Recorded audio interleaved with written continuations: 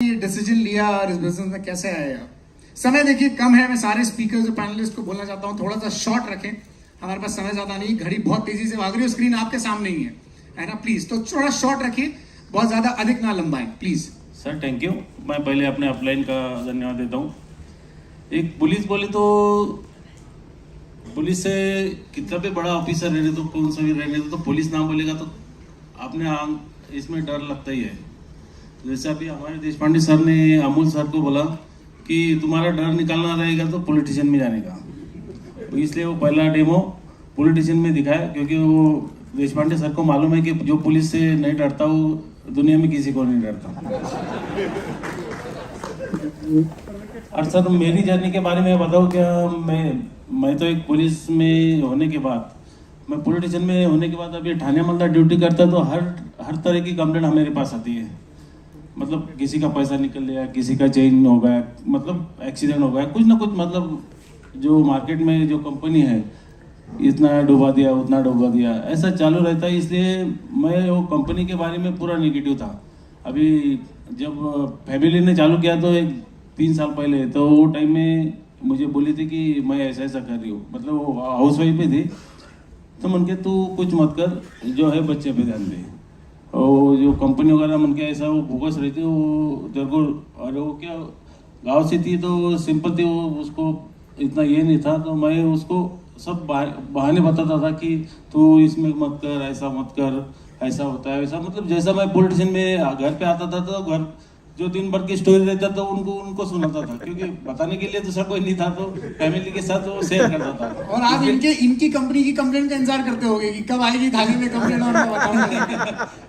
नहीं सर, फिर वैसा वो बताई तो मैं ड्यूटी पे था, तो घर पे आने के बाद वही बताती थी, मैं ऐसा ऐसा, मुझे एक मैडम मिली वो ऐसे ऐसे कर रही, मन के कर तुम मत कर। अभी 2-3 दिन ऐसा होने के बाद में मन के थे तुमको जैसा करना रहेगा कर, लेकिन मेरे ऐसा काम मत कर कि मुझे कोई पॉलिटिशियन में नहीं बोले कि तेरे औरत ने हमको फंसाया। फिर मैं बोल दिया। फिर 1 महीने के बाद मुझे बोले कि ओ मेरे अकाउंट में इतना पैसा है। उनके तू कितना पैसा है? अभी 400-500 रुपये कुछ आया रहेंगे। तो मैं ध्यान नहीं दिया, उनके चलो आए रहेंगे तो तेरा तू देख ले। फिर दूसरा ऐसा ही दिन निकल गए, दूसरे महीने भी ऐसा ही होगा। दूसरे महीने फिर 2-2.5 हज़ार का चेक बताया, उनके चलो आते रहेंगे तू कर ले, तेरा देर रहेगा।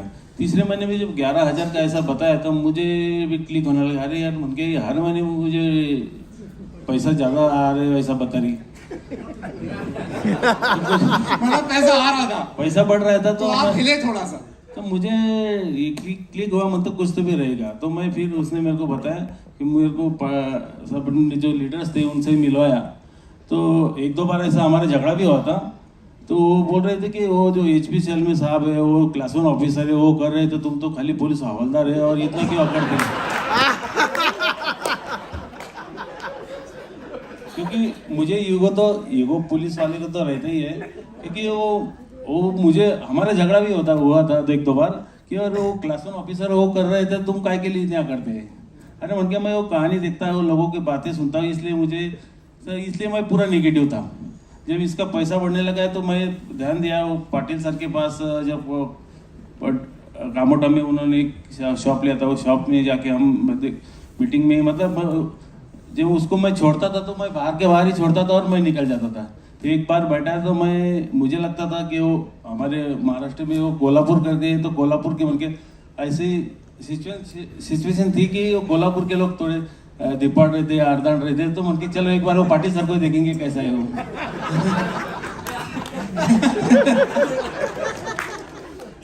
मैं उनको कभी देखा नहीं था उनके। फिर एक बार गया मैं अंदर, तो मैं देखा उनके चलो आदमी ठीक ठाक है, और वो फैमिली के साथ बैठे थे। क्या पुलिस वाले को ऐसा भरोसा रहता, मतलब वो सब नेगेटिव बात बाहर देखी रहती थी। आप तो सबको शक की नजर से देखते हो। शक की नजर से देखते हैं, और ऐसा लगता था कि अपनी औरत दूसरे के साथ जाएगी, मतलब बैठेगी, माहौल कैसा है, माहौल कैसा रहेगा। और थोड़ा सा डर भी लगता है कि अपने को दूसरे कौन क्या बोलेगा कि तेरी औरत वो आदमी से बात कर रही थी, ऐसा, मतलब ऐसा शक होता था।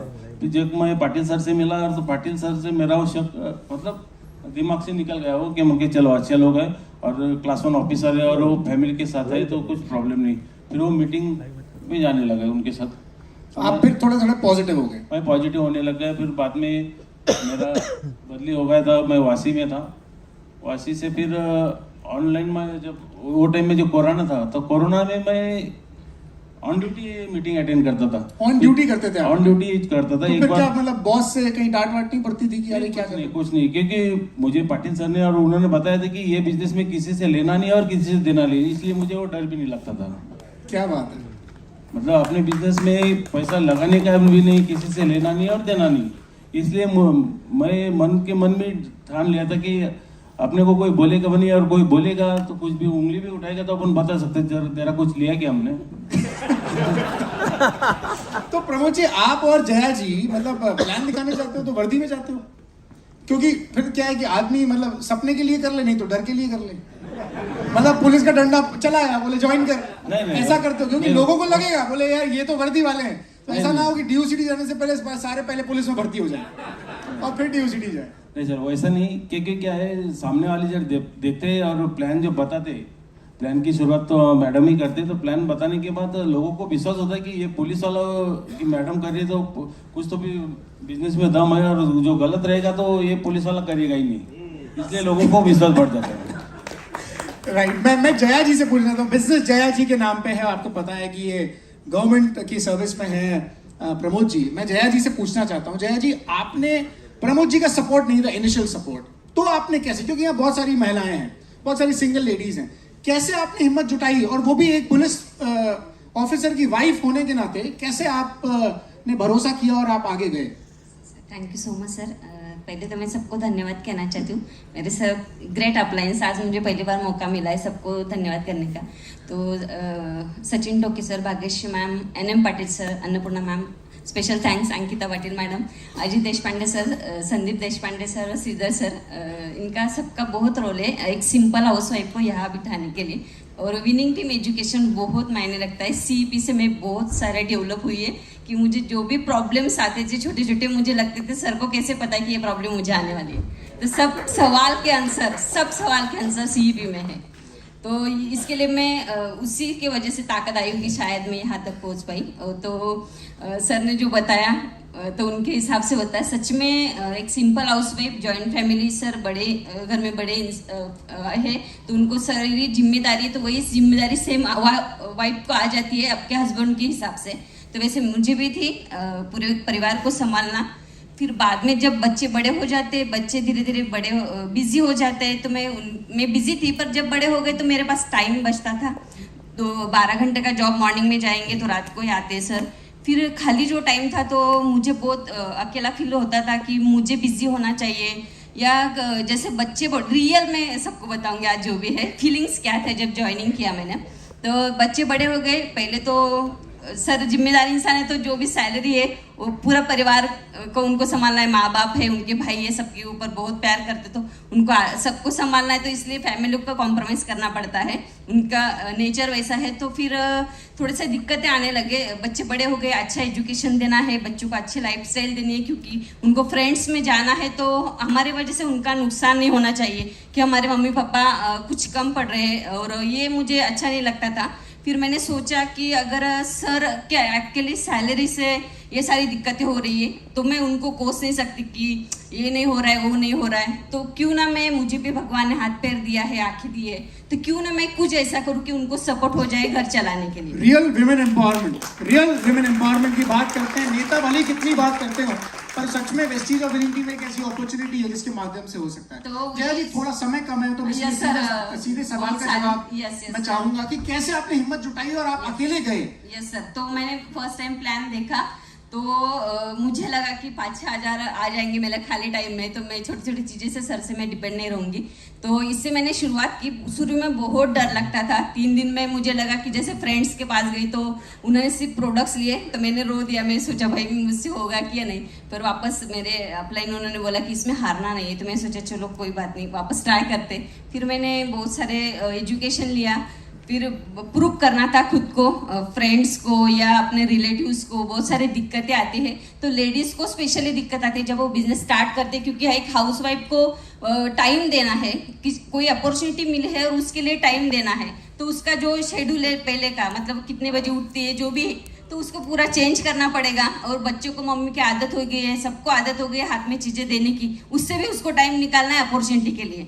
तो फिर मैंने मेरा पूरा शेड्यूल, क्योंकि जब तक पैसा नहीं आता सर को जैसे पूरे निगेटिव थे, तो मैंने सर ने नहीं बोला था कि आधार कार्ड नहीं देना है, फ्रॉड होता है। तो मैंने सोचा मेरे पास तो कोई अकाउंट नहीं, मेरा जाएगा भी तो क्या जाएगा, इसके लिए मैंने आधार कार्ड सर को न पूछे आईडी निकाल लिया।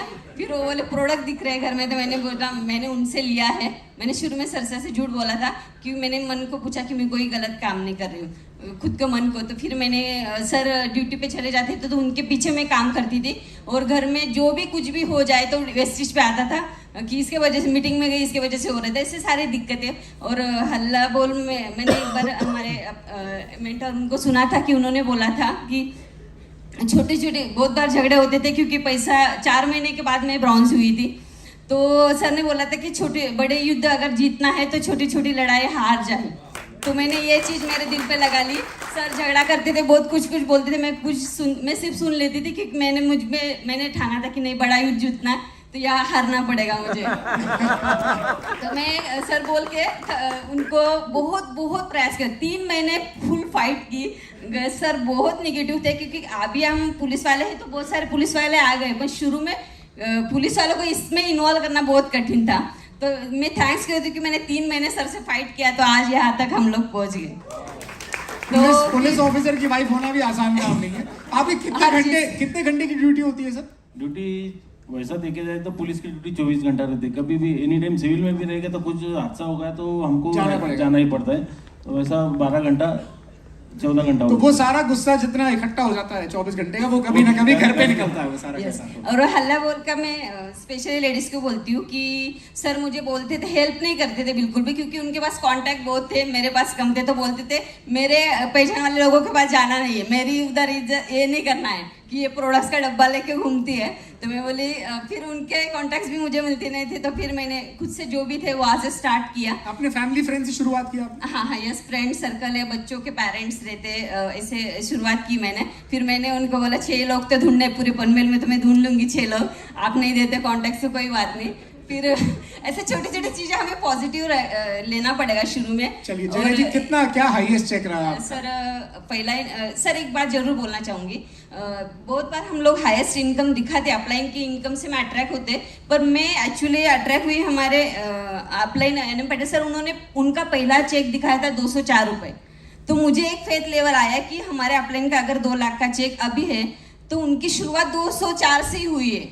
अगर मैं आज जो भी शुरुआत करूंगी तो मैं उनकी भी 0 से हुई है, तो हमारे भी 0 से हो रही है, तो एक दिन मैं जरूर यहाँ तक पहुंच जाऊंगी।